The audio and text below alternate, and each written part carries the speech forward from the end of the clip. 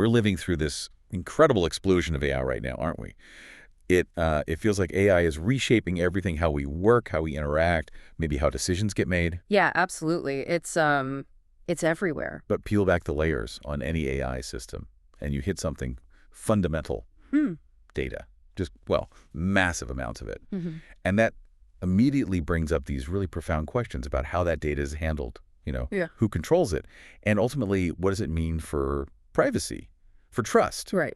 How do organizations responsibly manage just the sheer volume and the variety of data required to build and deploy AI? And what are the critical considerations for anyone really interacting with or maybe overseeing these systems? Exactly. As AI becomes ever more integrated into, well, our lives and businesses, understanding the life cycle of the data it uses, from initial collection right through its disposal, it's no longer just a technical detail, is it? No, it feels much bigger than that. It's intrinsically linked to legal obligations, public trust, and the fundamental ethics of how we use technology. It's huge. Absolutely. So for this deep dive, we're going to unpack a really crucial section of the ISAC Advanced in AI Audit Official Review Manual. We're zeroing in on Chapter 1, Part D. Ah, yes. Privacy and data governance programs. Precisely. That's the one. It lays out the essential framework in the context of AI audit.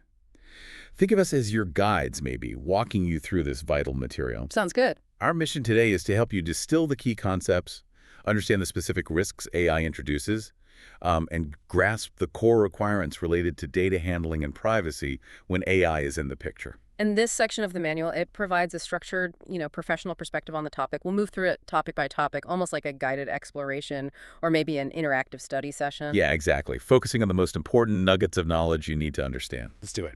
Okay, let's unpack this. We're starting with the absolute bedrock. Data governance. The material dedicates, well, significant space to this, emphasizing that while AI brings unique opportunities, it also piles new layers of challenge onto, established data governance practices. That's right.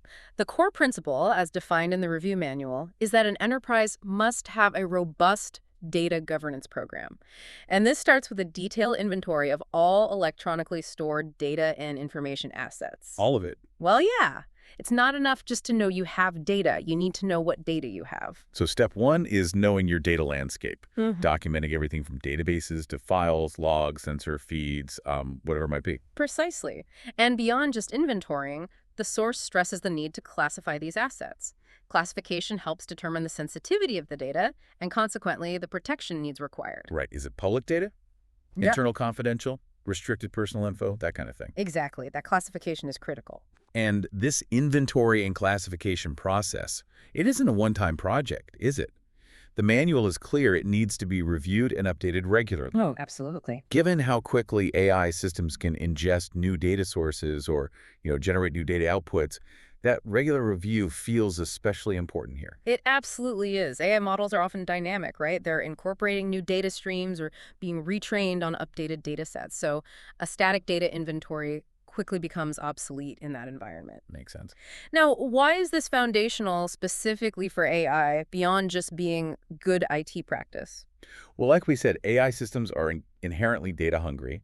They are trained on data. They make decisions based on data. Their performance is dictated by the quality and relevance of the data they interact with. Mm-hmm. Feels like poor data governance for AI is like, I don't know, building a house on sand. That's a good analogy, yeah. If the underlying data isn't properly inventoried, classified, and understood, Yeah. you just lose visibility and control. And that directly impacts risk. Directly translates into heightened risks for AI, risks like bias maybe, due to unrepresentative training data, privacy violations from mishandled personal information, or just unreliable outputs because the data quality is poor. So strong data governance is the prerequisite. It's the prerequisite for building AI that is trustworthy and, importantly, compliant. And interestingly, the materials suggest that AI itself can potentially assist with some aspects of data governance. Is that right? Yes, it does touch on that. Areas like automated data discovery and classification are potential applications. Imagine using AI to scan vast data lakes, identifying different data types, maybe spotting personally identifiable information, PII, or categorizing documents based on content. Huh. So AI helping to find and understand the data that other AI systems might use. That's kind of meta. It is, yeah. And AI can also assist in data quality management, identifying anomalies, inconsistencies, or missing values in large data sets much faster than, say, manual review. And for policy enforcement and compliance monitoring, AI could theoretically help by analyzing data access logs or system activity to flag potential policy violations or maybe suspicious data flows. That potential is fascinating, but it also feels like it introduces a whole new layer of complexity, doesn't it? How so? Well, if you're using AI to govern data for AI, how do you audit the AI that's doing the governing? What if that AI is biased or makes errors in classification or monitoring? It seems like a loop. Exactly. That's a very valid point. The manual implies these possibilities, but the core principle remains. The ultimate responsibility for data governance cannot be outsourced, not to a human team, not to an AI system. Right. While AI can be a tool within governance, the human-defined policies, the controls, the oversight, those are paramount. The nature of the risks might change, sure, but the need for robust controls doesn't. Okay. The manual also highlights that AI solutions, particularly those dealing with vast and varied data sets, can present challenges that differ from, let's say, traditional IT systems. It points out that AI decision-making, especially in complex machine learning models, can sometimes appear a bit arbitrary or heavily dependent on really intricate patterns within the data or maybe sequences of user actions. Arbitrary. That sounds concerning. Well, it contrasts with traditional systems where decision logic is often explicitly programmed and follows clear step-by-step rules. AI isn't always like that. And that difference makes transparency and explainability significantly harder, which, as you said, circles right back to the need for stringent data governance around the data going in and, crucially, the data coming out. Absolutely. And it raises a key point about data ownership. Yeah. The manual stresses that organizations should clearly define data ownership, particularly for the outputs generated by the AI. Outputs, like predictions or generated text. Exactly. If an AI system processes existing data and generates new insights, predictions, or even, say, synthetic data, who legally owns that generated information? Is it the owner of the input data, the owner of the model, the user who prompted the output? These aren't always straightforward questions. No, definitely not. But that ownership clarity is crucial for accountability, right? Mhm. If there's a data issue with AI outputs, you need to know who is responsible for fixing it. Precisely. The manual raises that question directly regarding ownership of training data and AI-generated data. So what does it conclude? It emphasizes that data ownership related to AI should be understood, it needs to be approved by the data owner, and it has to encompass accountability for governance and privacy throughout the solution lifecycle. Okay, got it. Moving into a specific principle within data governance, the manual highlights data minimization. The idea sounds straightforward. AI solutions should only access and use the minimum amount of data necessary for their intended purpose. This principle is incredibly important from a privacy perspective. I mean, the less personal or sensitive data an AI system touches, processes, or stores, the smaller the attack surface, Right. and the lower the risk of a privacy breach or misuse. It's a direct risk reduction strategy. And it's not just about security, is it? Using less data can also sometimes improve model efficiency or maybe reduce storage costs. Sure.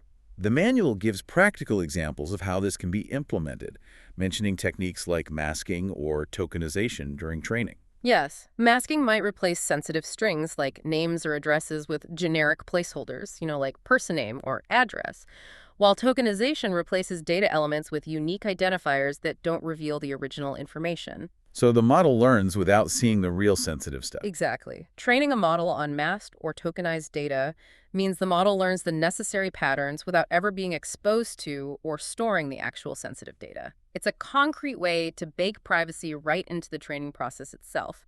Okay, let's follow the data lifecycle. After establishing governance principles and aiming for minimization, you actually need to get the data. Section 1.1.1.1 covers data collection, use, and disclosure. This is obviously a crucial starting point for any AI project. It is, yeah. The initial phase where data is gathered from various sources. And these sources can be incredibly diverse for AI systems ranging from, traditional business databases and user input forms to less structured sources like sensor networks, interactions on social media platforms, public data sets, or even internal documents and communications. A real mix. The manual includes a helpful figure, figure 1.28, which gives an overview of data types. Understanding these distinctions seems pretty fundamental, right? It breaks data down into qualitative or categorical And quantitative. numerical. Exactly. Qualitative data is about categories or attributes. The manual further divides this into normal data, where categories have no inherent order, like, say, eye color or city of birth, and ordinal data, where categories do have a ranked order, like a customer satisfaction rating scale from 1 to 5, or maybe clothing sizes S, M, L. Okay, so qualitative is descriptive. Quantitative data, on the other hand, involves numbers and measurement. Correct. And this is split into discrete quantitative data, which involves countable integers, like the number of items in a shopping cart or maybe the count of emails received, and continuous quantitative data, which involves measurements that can take any value within a range, like temperature, height, weight, or sensor readings. Why is understanding this classification so important specifically for AI models and their governance? It feels a little basic, maybe, for an advanced manual. Well, while the definitions might seem basic, their implications for AI are actually quite profound and directly relevant to audit. Different AI models are designed to work with specific data types. Oh, okay. Training a model intended for continuous data, like predicting house prices, on categorical data, like car colors, just isn't going to work effectively, if at all. Furthermore, the way you handle, clean, and process data and the specific governance and privacy controls you need are often dictated by its type. Give me an example. Sure. Handling continuous sensor data might involve different aggregation or anonymization techniques than handling discrete demographic data, for instance. That makes sense. And the type of data can also influence potential risks, can it? Like, categorical data can sometimes more easily reveal identity if the categories are too specific, maybe, That's a great point. or lead to bias if certain categories are underrepresented in the training data. Precisely. Understanding the data types used in an AI system is essential for identifying potential risks and evaluating the appropriateness of the chosen model and the controls around it. The manual also notes that while data collection often uses automation for efficiency, manual steps might still be required. Okay, from an audit perspective, what does that distinction tell you? Automation versus manual. Well, manual steps are potential points of variability, aren't they? Potential for human error or even, intentional manipulation. An auditor would want to understand where manual processes exist in the AI data pipeline. Why they're needed. Exactly, why they are necessary, what controls are in place to ensure consistency and accuracy, like validation checks or maybe peer review, and if these manual steps are adequately documented. And automated processes. They have their own risks, errors in the scripting or logic, for example, but they tend to be more consistent once they're set up. Both types require specific audit scrutiny, just maybe in different ways. Got it. Page 60 brings us to a really critical area within collection, use, and disclosure, ethical and legal considerations. The source emphasizes that data privacy is a major, major concern here. Absolutely. This is where regulations like GDPR become highly relevant. The manual specifically calls out the importance of collecting data with consent, especially sensitive information. Consent, that's a cornerstone, isn't it? Especially for GDPR. It is. GDPR imposes strict rules on processing personal data, requiring a lawful basis, often consent, which must be freely given, specific, informed, and unambiguous. But for AI, that gets complicated quickly, doesn't it? How do you manage consent for these vast data sets collected over years and maybe used for training in new ways? It's a significant challenge. How do you obtain consent for using data from novel sources like social media, for example? Obtaining and managing consent at scale for AI training and operation is a huge legal and logistical hurdle. And sensitive data like health information, racial or ethnic origin, political opinions that requires an even higher level of consideration. Absolutely. Typically, explicit consent or another specific lawful basis under regulations like GDPR is needed for sensitive data. And the manual points out that the legal landscape governing data use, especially for AI, is evolving really rapidly. So what was okay last year might not be this year. Pretty much. Staying compliant requires continuous monitoring of new laws and regulations. Okay. Moving on to page 61, the manual discusses data limitations and requirements. It states that data limits are guided by the defined purpose and requirements of the AI solution, and legitimate uses should be supported by documentation. This reinforces the principle of purpose limitation, which is common in many privacy frameworks. You collect data for a specific, stated purpose, and you should only use it for that purpose. So using training data for something completely unrelated to the model's original goal could be a privacy violation. Potentially, yes. Documentation is key here. Demonstrating the legitimate basis and defined purpose for data use is critical. So it's not just about having data. It's about having the right data for the right reason and being able to prove it. Precisely. And disposal and retention policies are also critical. How long is training data kept after the model is deployed? What about inference data or system logs? You need policies for getting rid of it securely. Yes, secure deletion policies are necessary to ensure data isn't held longer than needed, which minimizes exposure.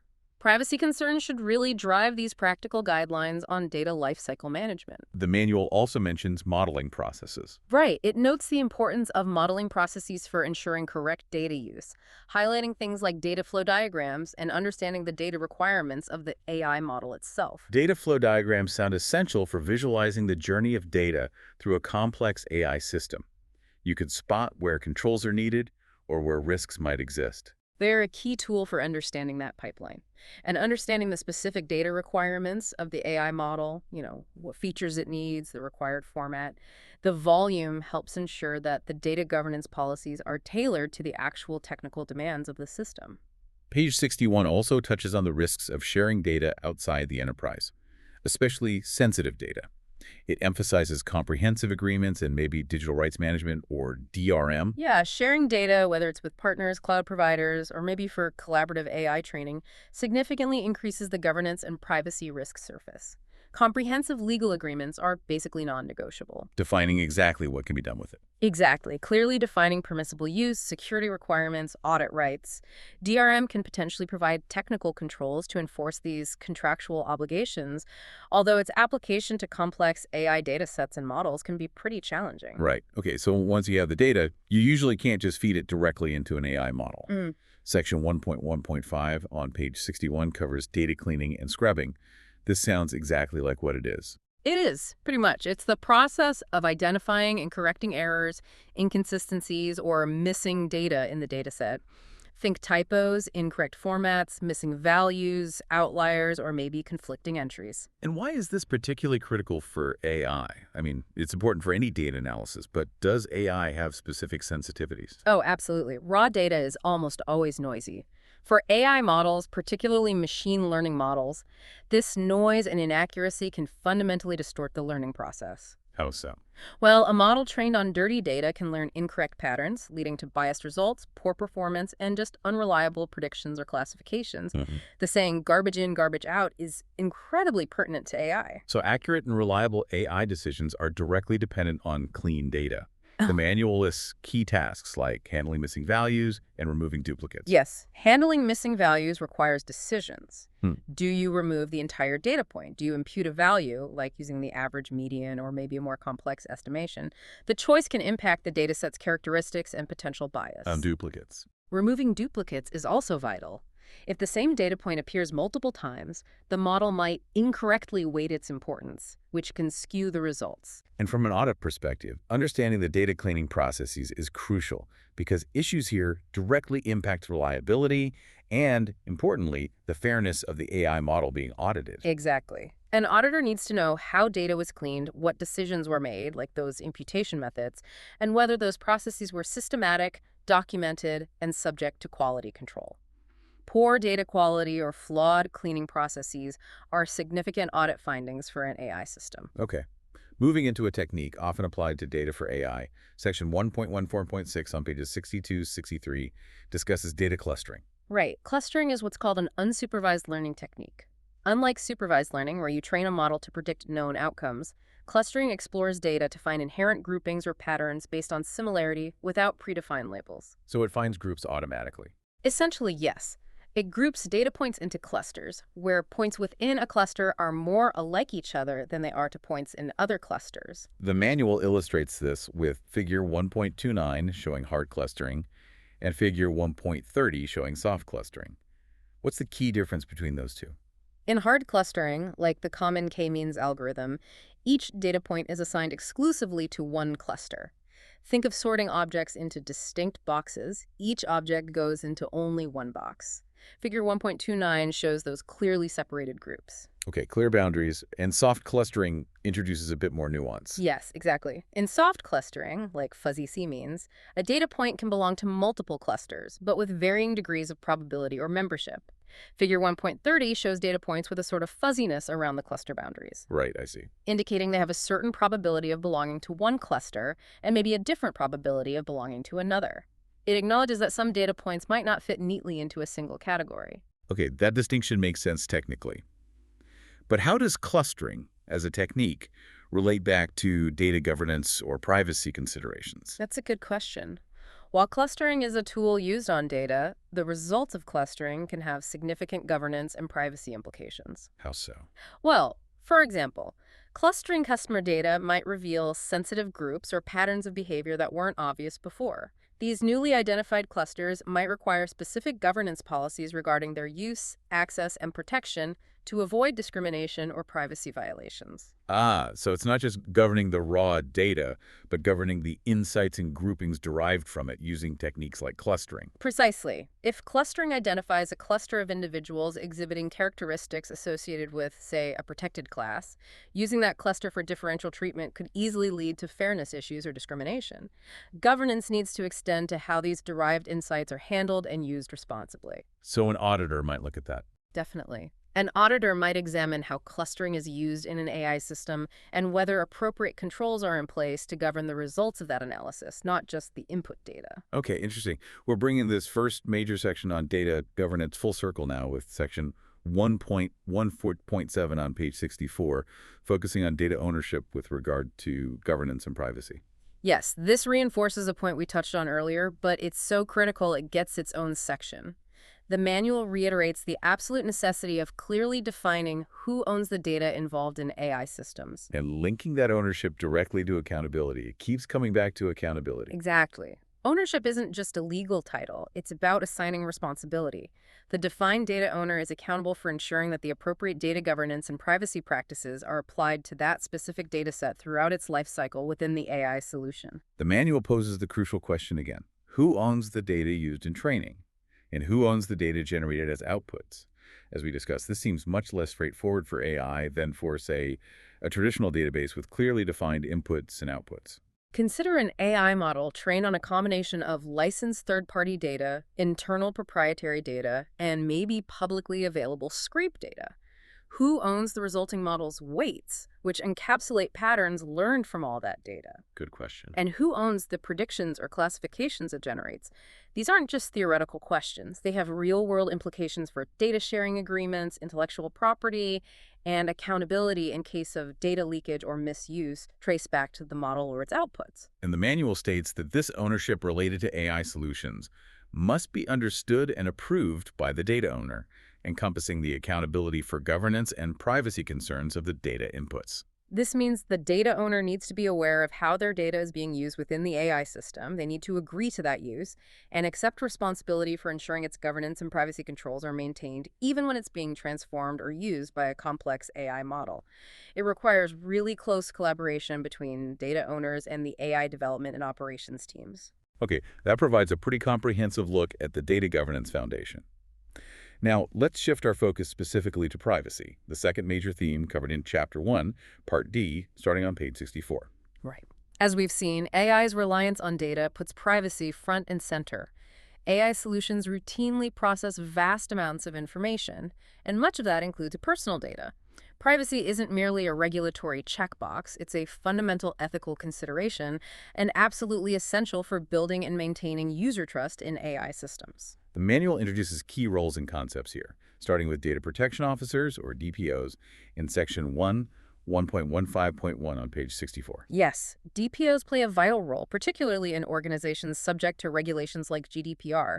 They are essentially internal experts responsible for informing and advising the organization on its data protection obligations, monitoring compliance with privacy laws and internal policies, and acting as a contact point for supervisory authorities and data subjects. How does their role specifically intersect with AI? What's different? Well, for AI, DPOs provide guidance on how data protection principles apply to these novel AI technologies and data processing activities. Crucially, they often advise on or oversee data protection impact assessments, or DPIAs. DPIs. Right, which are mandatory under GDPR and many other regulations for processing activities likely to result in a high risk to individuals' rights and freedoms. A DPIA for an AI system sounds like it would be pretty extensive. What makes an AI system high risk from a privacy perspective, typically? Well, systems that involve processing large volumes of sensitive data, maybe profiling individuals on a large scale, using AI for automated decision-making that significantly affects individuals, like loan applications or hiring decisions. Video impacts. Exactly. Or deploying AI in public spaces, like facial recognition. These are commonly considered high risk and would require a DPIA. The DPIA process forces the organization to systematically identify and mitigate the privacy risks before the AI system is deployed. It's proactive. Okay. Section 1.15.2 discusses built-in data quality. This brings us back to something we covered under governance, but framed here through a privacy lens. Yes, it reinforces that data quality is foundational to privacy. Using inaccurate or outdated data about individuals can lead to unfair or incorrect AI decisions that impact them negatively. Ensuring data quality, as dictated by governance policies, is actually part of respecting individual privacy. So good governance enables good privacy, in a way. Exactly. The manual mentions a governance policy should dictate security controls for data quality, highlighting that link between security, quality, and privacy. Page 64 also presents Figure 1.31, listing examples of AI and privacy regulations in Section 1.15.3. This is where we see how specific legal frameworks are grappling with AI. This raises an important question. What specific regulations does the manual highlight? The table calls out three significant ones: GDPR from the European Union, CCPA from the United States, specifically California, and PIPEDA from Canada. Okay, let's start with GDPR. What are its key requirements relevant to AI privacy, as noted in the manual? Well, GDPR grants individuals specific rights, including rights regarding automated decision-making. This means individuals might have the right not to be subject to a decision based solely on automated processing, including profiling, if it produces legal effects concerning them or similarly significantly affects them. So, a right to human review, essentially. In many cases, yes, or at least the right to contest the decision. GDPR also includes transparency requirements for data processing, which, in the context of AI, translates to a need to facilitate explainability, helping individuals understand how an AI system arrived at a decision that affects them. That ability to challenge or understand automated decisions is a direct privacy protection enabled by GDPR. What about CCPA in California? CCPA requires businesses to disclose the use of AI-assisted decision-making technologies. But the really striking point the manual notes is that disclosure of source code or underlying logic may be required upon request under certain circumstances. Whoa, hang on. Disclosure of the AI's source code or decision logic? That sounds like a massive deal. It is. That goes right to the heart of intellectual property and the opacity of many complex AI models. It presents a huge challenge for businesses relying on proprietary AI. What are the conditions under which that may be required? Does it say? The manual doesn't detail the specific conditions under CCPA that would trigger this, but it flags the possibility, which, as you say, is enough to send shivers down the spine of many AI developers. It highlights that the legal landscape can potentially demand a level of transparency that is technically, legally, and commercially very difficult for state-of-the-art AI. That's wow. Okay. And how about PIPEDA in Canada? PIPEDA similarly focuses on transparency and explainability.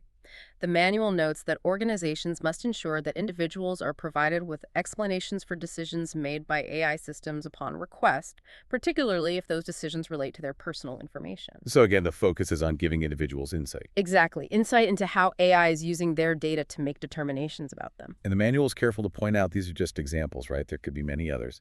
Absolutely. The global regulatory landscape for AI and privacy is rapidly expanding, with new laws and guidelines emerging in jurisdictions worldwide. Organizations deploying AI internationally must navigate a really complex web of different requirements. Okay, section 1.15.4 on page 65 connects these specific regulations back to general data governance principles and best practices. Yes, it reinforces that many core data governance principles we discussed earlier apply directly or indirectly to achieving AI privacy. The manual lists several key principles here: transparency, accountability, fairness and equity, explainability, and privacy by design. We've touched on most of these. Transparency being open about data use. Accountability, clearly defined responsibility. Explainability, understanding the AI's process. The manual also lists fairness and equity, ensuring AI systems are unbiased and just. Yes, fairness and equity is listed as a principle, underscoring the need to prevent discrimination or unfair outcomes stemming from biased data or algorithms. This is a huge area in AI ethics. Absolutely. And then there's privacy by design, which the manual elaborates on as a foundational approach. The manual also reiterates the need for organizations leveraging AI to have robust data governance programs and perform those privacy data protection impact assessments, PDPIAs. Right. PDPIAs, as we discussed, are essential for assessing privacy risks throughout the entire AI lifecycle, considering system requirements, data security, and privacy implications from the initial design phase right through deployment and ongoing operation. They help identify risks specific to the AI technology and its application. Let's really delve into privacy by design, section 1.15.5 on page 65. The manual presents this as a critical approach. What is it, fundamentally? Privacy by design is an approach that mandates integrating privacy considerations into the design and operation of IT systems, business practices, and physical infrastructure from the very beginning. Not as an afterthought. Exactly, not as an afterthought or some bolt-on security measure added later. So you're not just adding privacy controls after the system is built. You're designing the system around privacy from the get-go. The manual also mentions secure by design as a related concept. Yes, they are complementary. Secure by Design focuses on building systems inherently resilient to threats and vulnerabilities without compromising functionality. It provides the necessary security foundation upon which Privacy by Design can be effectively implemented. Okay. The manual references the 7 principles of Privacy by Design, often associated with the work of Dr. Anne Cavoukian and referenced by bodies like the UK Information Commissioner's Office. These principles provide a practical framework for embedding privacy proactively. Okay, let's walk through these 7 principles. It feels important to understand them, especially considering how relevant and probably challenging they are in the context of AI. First one. 1. Proactive, not reactive. Preventative, not remedial. This means anticipating and preventing privacy harms before they occur. For AI, this means identifying potential privacy risks inherent in the data, the model, or the application during the initial design and development phases, rather than waiting for a data breach or a privacy complaint to happen. That sounds tough for cutting-edge AI, where the risks might not be fully understood yet. You have to actively look for potential issues before they even manifest. Exactly. It requires foresight. 2. Privacy as the default setting. Under this principle, personal data should be automatically protected in any given IT system or business practice without requiring any specific action from the individual. So privacy isn't opt-in, it's baked in. That's the idea. With AI, this could mean designing systems where data collection is minimized by default, where data is automatically anonymized or aggregated where possible, or where the most privacy-preserving options are pre-selected for the user. This contrasts sharply with many current systems that seem to collect vast amounts of data by default and require users to actively opt out. Implementing this for AI that, well, thrives on data is a significant design challenge. It is, definitely. 3. Privacy embedded into design. This principle is about integrating privacy directly into the architecture, functionality, and management practices of the system itself. How does that apply to AI? For complex AI pipelines involving multiple stages, data ingestion, processing, model training, inference, output, this means embedding privacy controls at every single point, ensuring they are integral to how the system operates, not just optional features tacked on. So it's not just one privacy module somewhere. Yeah. It's building privacy into the very code and infrastructure from the ground up. Yes, exactly. 4. Full functionality positive sum, not zero sum. This principle argues that it is possible to have both privacy and full functionality. They don't need to be competing goals where you sacrifice one for the other. A win-win. The idea is that designing privacy in from the start allows for innovative solutions that achieve both objectives. This feels optimistic and maybe the most challenging for AI. Often, privacy techniques like aggregation or differential privacy can slightly reduce the accuracy or utility of the AI model, can't they? They can, yes. Finding those positive sum solutions where you get both strong privacy and high utility requires significant ingenuity and research. It pushes developers to think creatively about how to achieve AI goals while respecting privacy. Okay, number 5. 5. End-to-end security, full lifecycle protection. Privacy must be protected throughout the entire lifecycle of the data and the system that processes it. This means implementing strong security measures from the moment data is collected, through its storage, processing, use by the AI model, and eventual destruction or anonymization. AI lifecycles can be long and complex, involving multiple datasets, different model versions, various deployment environments. Ensuring consistent, strong security across the entire chain sounds like a major undertaking. Absolutely. It involves securing not just the data infrastructure, but potentially the AI models themselves against threats like adversarial attacks or model theft, which can have serious privacy implications if successful. Right. Number 6. 6, visibility and transparency keep it open. This principle requires that data subjects are informed about how their data is being handled and the policies governing it. For AI, this means providing individuals with visibility into what data is collected, how it's used by the AI, and, as far as possible, understanding the AI's decision-making process. Transparency in AI. Yeah. We keep coming back to this. It's incredibly difficult due to the complexity of many models, the whole black box problem. Achieving this principle in a meaningful way for end users seems like a huge technical and communication challenge. It really is. It requires innovative approaches to explainability and just clear, honest communication about the nature and limitations of the AI system. And the last one. Yeah. Number 7. And finally, 7, respect for user privacy, keep it user-centric. This principle puts the individual's privacy interests first. It involves empowering users by giving them control over their personal data and ensuring their concerns are paramount throughout the design and operation of the system. This principle ties into those rights granted by regulations like GDPR and CCPA, allowing users to access their data, request deletion, or opt out of certain uses or automated decisions. Implementing these user controls within complex AI systems requires really careful design. It does. These 7 principles together form a powerful blueprint, really, for building AI systems that are not only functional, but also inherently respectful of privacy and, hopefully, trustworthy. Applying them diligently is crucial for navigating the complex landscape of AI and privacy. So pulling back to summarize what we've covered from Chapter 1, Part D, we started with the fundamental importance of data governance for AI. We defined what that means, inventorying, classifying, and protecting data assets. Right, and highlighting the unique challenges and opportunities AI presents in this area, including things like data minimization and governing AI outputs. We then walked through the data lifecycle, from collection and understanding different data types, which turned out to be quite important, to the crucial steps of cleaning and even techniques like clustering, emphasizing the governance and audit implications at each stage, while touching on the legal necessity of consent. And we dove deep into the crucial considerations of privacy, highlighting the role of data protection officers and DPIAs in assessing AI risks, the inherent link between data quality and privacy. And the impact of major privacy regulations like GDPR, CCPA, and PIPEDA on AI development and deployment. That potential CCPA source code disclosure was notable. It certainly stands out. Finally, we explored the strategic approach of privacy by design, defining it and breaking down its 7 core principles, illustrating why embedding privacy from the ground up is essential for building trustworthy and compliant AI systems in today's data-rich environment. Understanding these concepts isn't just about theoretical knowledge or, preparing for an audit.